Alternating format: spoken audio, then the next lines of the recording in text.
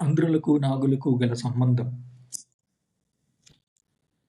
ఆంధ్రదేశము నాగనివాసమని బౌద్ధుల గాథల వలనను, అమరావతి స్తూపములోని నాగుల యొక్కయు, నాగరాజుల యొక్క జత్తరువుల వలనను, మరికొన్ని చరిత్రాంశముల వలనను ఆర్యులకు పూర్వము ఈ దేశమున నివసించుచుండి పాలించిన వారు నాగులని స్పష్టపడినందున మొదటి ఆంధ్రులు నాగులనే తోచుచున్నది. అనార్యాంధ్రులు తప్పక నాగులనియే నా అభిప్రాయము. ఆర్యులు కొందరు నాగుల పక్షము అవలంబించి నాగుల మతమునే కొంతవరకు స్వీకరించి ఆర్యాచారమునను కొంతవరకు నాగులచే అవలంబింపజేసిన వారు ఆర్య ఆంధ్రులు. ఆ కారణము చేతనే ఐతిరేయ బ్రాహ్మణమునందు ఆంధ్రులు కిరాత జాతులతో చేర్చబడి ఉన్నారు.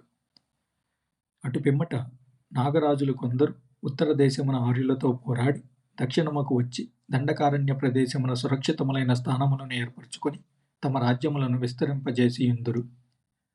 వీరినే మన్వాదిస్మృతికర్తలు యవనులు, చీనులు, పహ్లవులు, కిరాతులు మొదలగు వారితో చేర్చి తరమబడిన ద్రావిడులని పేర్కొనియుందురు. ఈ అభిప్రాయము సరి అయినదైన పక్షమున ఆంధ్రులను ద్రావిడుల అనుటలో ఎటువంటి సందేహము లేదు. కాబట్టి మొదట దండకారణ్యమున ప్రవేశించిన వారు ఆంధ్ర ద్రావిడులనుటకు ఏ సందేహము లేదు. వీరు ఇప్పటికి సుమారు 2500 సంవత్సరముల కిందట ఆంధ్ర రాజ్యమును స్థాపించిరనుటకు సంకోచించనక్కరలేదు.